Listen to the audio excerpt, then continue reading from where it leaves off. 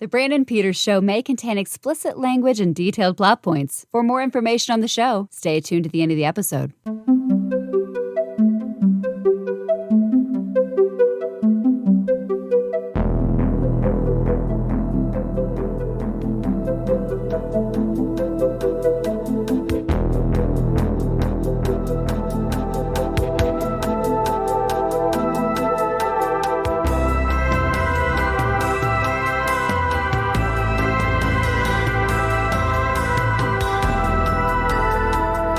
And now, here's Brandon.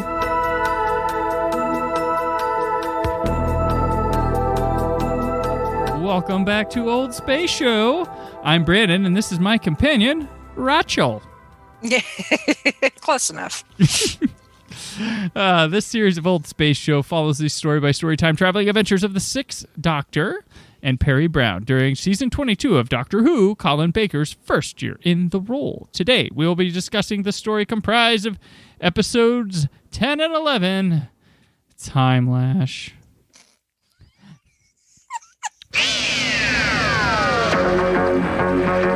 While trying to figure out their next destination, the Sixth Doctor and Perry are caught in a Contron tunnel. This time corridor almost destroys the TARDIS. Before landing, they see the image of a woman pass through the TARDIS. They arrive on Carful, a place his third iteration and Joe Grant had visited long ago. They are greeted by Tecker, the recently appointed acting Malin or proxy mayor, as Carful is run by the Borad, who is only seen via a monitor to its people.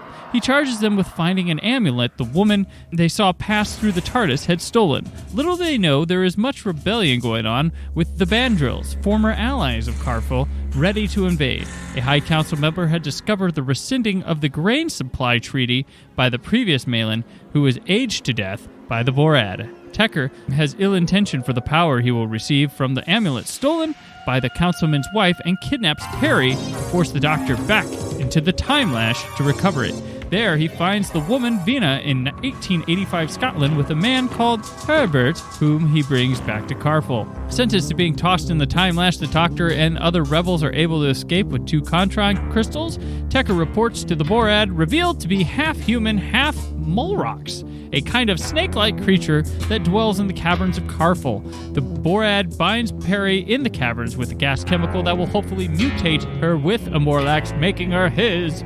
The Doctor arrives and recognizes the Borad as Megalyn, a crazed scientist he exposed for unethical experiments on Morlocks on his previous visit. His plan is to now start a war that will leave only the Morlocks as Carful's inhabitants. Tecker rebels but is aged to death. The Doctor deflects the aging with the crystals, which kill Megalyn. Herbert saves Perry, and the Doctor intervenes on a missile attack from the Bandrills to prevent the destruction. Megalyn still lives, as it was a clone that died, but he sees an image of himself in the mirror, freaks out, and the Doctor throws him into the Timelash to Loch Ness. As the Doctor and Perry prepare to return Herbert home, they discover his name is Herbert George Wells. Oh, Timelash is directed by Pennant Roberts, who has previously directed Warriors of the Deep. Yeah, he gets those 2 on his record. How the mighty have fallen. Yes, yeah, but we'll give him a hard time there, but he's also directed Shada, The Pirate Planet, Sunmakers, The Face of Evil, and he also did 4 episodes of Blake 7 and 9 episodes of Terry Nation's The Survivors. Okay, fine. Yeah. It's been Don't talk to me about Shada, though. I am so over Shada. Shada! All right. Can we call Jodie's Space Jail Shada? I want to call it Shada. Let's do that. It could be. It's written by Glenn McCoy, this is only Doctor Who. And Gee, I wonder. He'll only do 5 episodes of EastEnders after this. He does some other shows I didn't know, but he did EastEnders. It's starring Colin Baker and Nicole Bryant, and guest stars Paul Darrow, Neil Hallett, Jane Crowley, and David Chandler. Paul Darrow, Avon from Blake 7. He previously appeared in Doctor Who and the Silurians, conveniently a Third Doctor story. This guy, I mean, if you watch Blake 7, he's one of the main crew in Blake 7. He's kind of like the good guy that's bad that you don't trust or whatever, and he has a really awesome arc throughout the series, the show, due to some production troubles and stuff, this show drastically changes from season 2 to 3 for Blake Seven people. But here he is. We have back-to-back Blake Seven people in Doctor Who in Colin Baker's first year in the role. But this is largely considered the worst or second worst story in the entire history of Doctor Who. Yeah, this is bad. Yeah. And the twin dilemma is not too far in the hindsight. Yeah, well, for someone who loves the Sixth Doctor, this is, and Doctor Who in general, this is bad. The production value on this is not awful. Yeah, it's Some bad. of the special effects and the sets are just like, I've seen kindergartners do more elaborate stuff with. And it is lit. They have those studio lights hot. Construction paper and a box of Crayolas. So, and the thing is, like, every now and then there's something that's actually, like, of decent quality. Like, once we finally meet the Borad, the proper Borad, maybe not so much when he's sitting in the chair, but when he shows up and he's got Perry hostage, like, his, like, makeup and prosthetics and stuff is actually really good. Yeah, it's not bad. Yeah, it looks really good. But some of the production value on this is just I mean, it's after bad. Money's like, here's their position in the money shot. They did the Two Doctors, which was expensive, and then they got to save their money for a revelation of the Daleks, which comes next. Like, they're not going to cheap out on a Dalek story. So here's Timelash.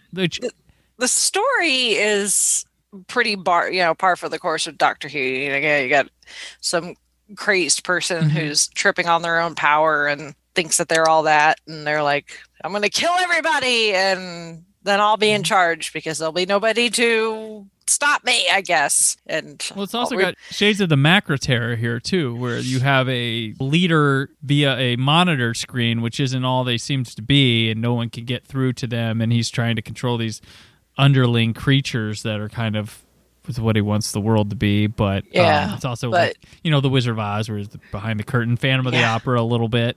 But just the storyline's okay. There's some, the references to the fact that this was actually supposed to be a first Doctor story. Right. And some of that is left in the script, and they say lines that are like, what? But obviously it's not. But I love the references to the fact that the Doctor's been here before in his third incarnation, and we even see this painting of his face on the wall that's been covered up, and then the picture of Joe, which is it's a cool idea, like a sequel to a story you never saw. Like, that's cool. Yeah. And Big Finish is like, oh, yes. Yeah. But it's looking at this, watching the interviews, it's like, nobody gave a shit about this story. Like, everybody's like, they get a first time writer on. Yeah. They have no money. They kind of don't care. I mean, John Nathan Turner pulls Colin Baker and Nicola Bryant to go to a convention during this and practice pantomime. You could have taken Perry out of this story. Yeah. It almost wouldn't have mattered. No, it's very regressive on where they've been going too. This is the decorative lamp story for Perry. Yeah. They say in like Indiana Jones, like if you took him out, the story would play out exactly the same. Yeah, replace Perry with just anybody else, anything else. Yeah. A fancy piece of furniture, and this story she is so underutilized. No, it's like in this, she does absolutely nothing, and the scenes that she is in, she's constantly captured and then Nicola, I love you. You're a sweet woman, and you and Colin have great chemistry together, and I love that you two are still friends to this day, and it's so fun to see you together at conventions. But Perry is at like peak stupidity and ignorance in this story. Not a clue about what's going on. Like, she gets captured. Yeah. And they've got her with this neck thing like mounted to the wall, and then like this vest thing that's going to have like the gas or whatever, that when the creature attacks her, it'll release a gas, and that'll set off the chemical reaction that will turn her supposedly into same mutated thing that this Morad has turned into. It's the pretty woman. Like that shows up here and there in Perry's era. Like but the entire time, like the guard shows up and Perry's like, "What are you doing? Why are you hurting me?" Like the typical reason people get tired of playing a companion. You're here with the doctor, ergo you are going to get into trouble. Right. This is just par for the course. Why are you asking? But you have a first-time writer, so that's part of the issue. She also is embarrassed by this one because one of the episodes ran 6 minutes long, one ran short. And Eric Sayward said, John Nathan Turner, we could fix this. He's like, if you scale back the one episode, if we scale back, we can put a cliffhanger here instead of where we had it. It still works. It's fine. He's like, no, go shoot extra stuff for the short one or whatever. And they did it. They forced it into shooting Revelation of the Daleks. And she says it's her worst performance ever. I don't think it's not bad, but it's not great. Like, none of this is great. Timelash, just none of it. Yeah, none of it works. This is just bad. It also was written as a Dalek story and rejected as that to just remove the Daleks, please. And so good. Who knows how? Yeah, because the following story is much better. Oh yeah, but like who knows, like how much time was given to remove and then start fixing and making it work better.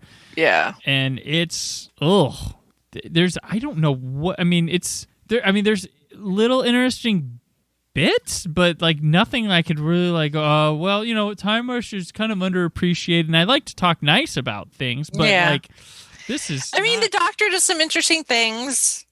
Yeah, we got here because this Wells. And this Doctor does not have the sonic screwdriver to get him out of trouble like every other incarnation does. So this one has to be a bit more ingenuitive and taking the crystals and turning that into like a time dilator, time something or other that allows him to create a projection of himself so that people see that, but he's actually already moving, but they're 10 seconds behind him and what he's doing. It creates like a 10-second difference between his reality and everybody else's reality. And that's really cool. That's a cool premise. And any other Doctor would be like, oh yeah, I'm just going to use the sonic and be like, and call it a day. But no, this one is like getting into the guts of the TARDIS and pulling out wires and stuff, and then doing things with crystals and all sorts of things. So yeah, this one at least gives the Doctor an opportunity to show the genius that the Doctor actually can be sometimes, instead of acting like the smartest person in the room without actually doing anything. Fair enough. I'm glad you're actually doing something.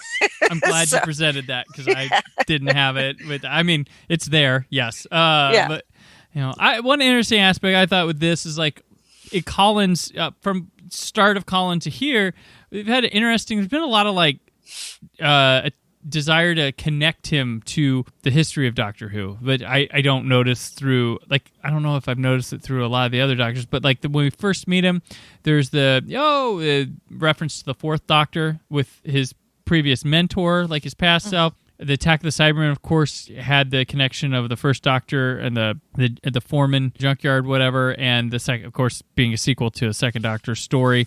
You know, and then with the Ronnie, they referenced the Master dying, but which was a Fifth Doctor story, and then obviously the two Doctors. But there's a big attempt to like really tie him to the history of Doctor Who that I don't know. I hadn't noticed with the other Doctors up to this point, other than bringing back a monster. There seems to be a little bit more fitting him in there with his lore and how he was with his previous incarnations, like recognizing that rather than just, oh look, it's the Daleks again. And the Daleks go, oh, he looks different. Just a little more than that. It seems to be a through line to do that, but it's just kind of neat. And then, and Pertwee in this one would be the one that they hadn't referenced yet for him. Yeah. So it is complete. You are your own Doctor now. Go. For a couple more, and then we're going to shit can you. I did like, there's a little, I like Perry when they're talking about Andromeda, and he's like, oh, we go there. She's like, are you serious? It's like boring there.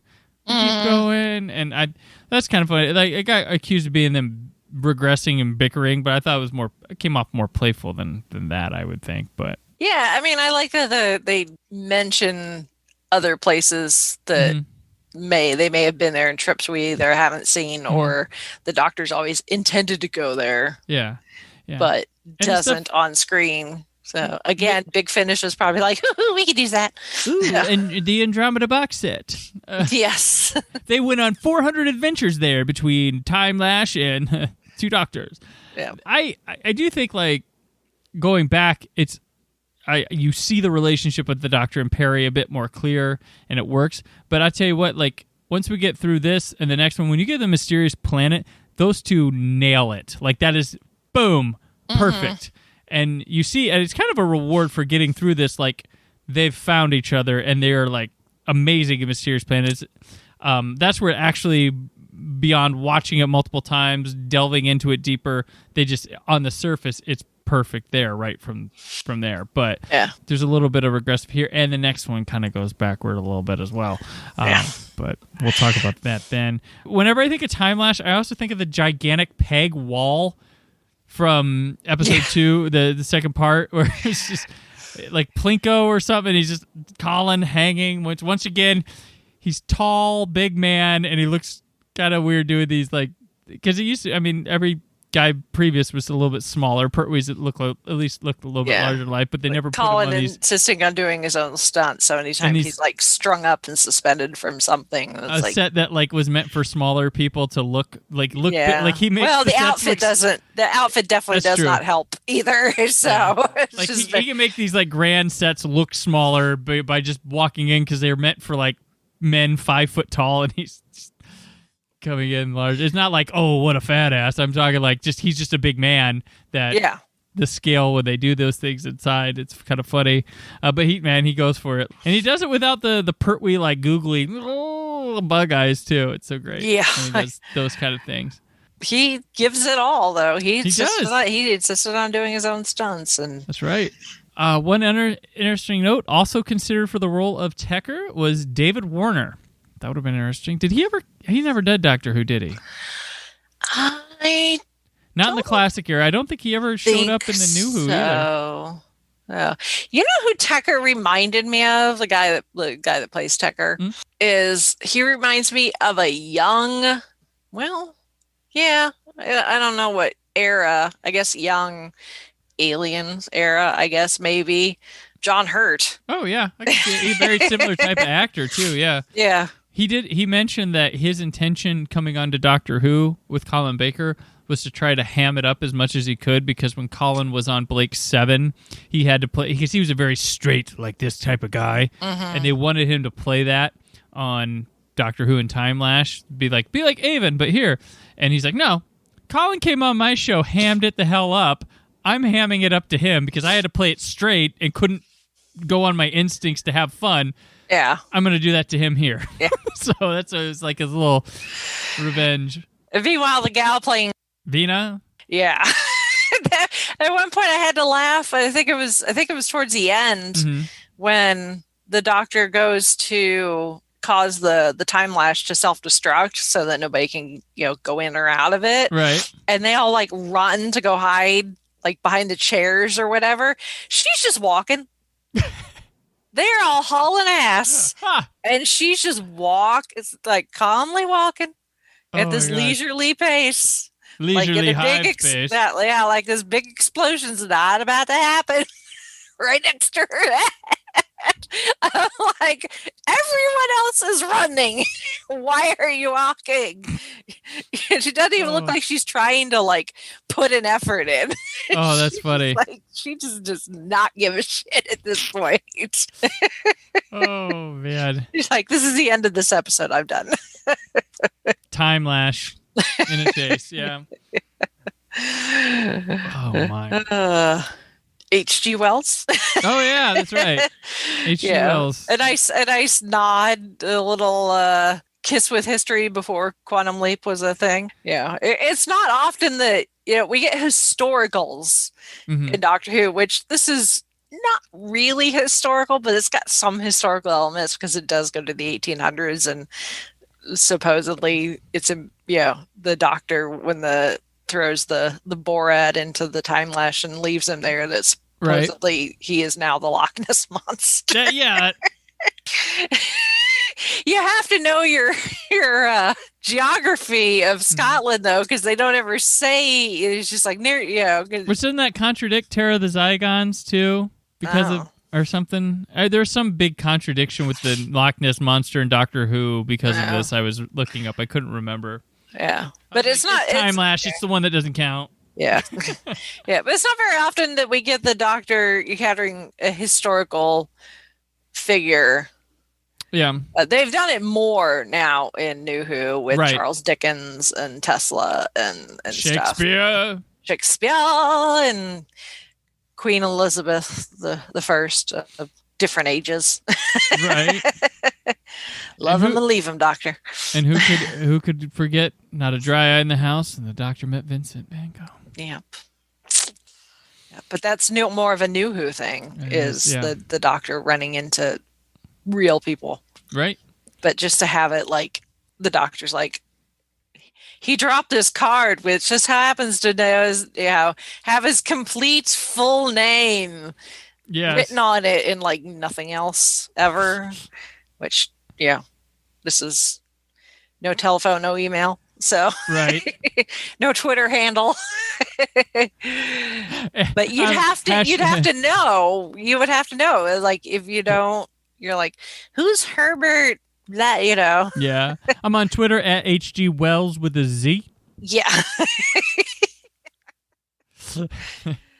I think they were just grasping at straws at this point. They were like, we just need to fill this episode. Just something. We need historical. We need something. What can we do? Like, let's throw HG Wells in this. Yeah, you take him out of it, it's the same. Like, other than we see the Doctor reading said book in the movie, the TV movie, so which is I guess a nice little nod. Checking up on him.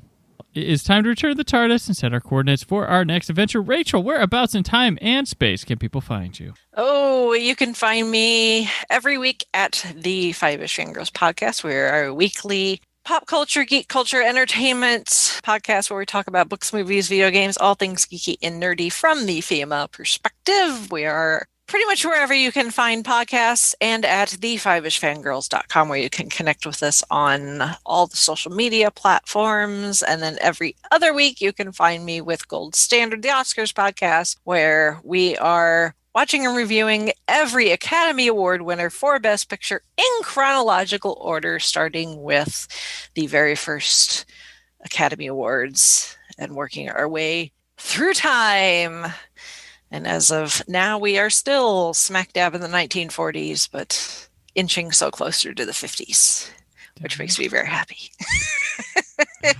Color! As we know. You want to go from Patrick Troughton to recovered episodes John Pertwee. Yes. Give me color. It's been fun. It's definitely been a learning experience. My cinematic education has been well, there you go. Broadened. Excellent. Doesn't hurt. All right. Hashtag HG Wells with a Z. Yes. So I'm on Twitter and Instagram at Brandon4KUHD. Written work at whysoblue.com. There's more from the Brandon Peters Show this week. Next week is the finale for this series of Old Space shows, so you won't want to miss that. But this week from Old Space, I am the companion, whether you like it or not. Thank you for listening. The Brandon Peters Show is a Creative Zombie Studios production. Produced by Brad Shoemaker and Brandon Peters. Written and edited by Brandon Peters. Announcer vocals by Jessica Alsman. Theme song by Metavari. Web design and show art by Brad Shoemaker with Brandon Peters. All music and clips featured in the episode are property of their respective studios, and no infringement is intended. Additional information on this and other episodes at BrandonPetersShow.com. For any inquiries, press opportunities, or sponsorship, contact mail at BrandonPetersShow.com. The show is available on Apple Music, Spotify, or anywhere podcasts are found.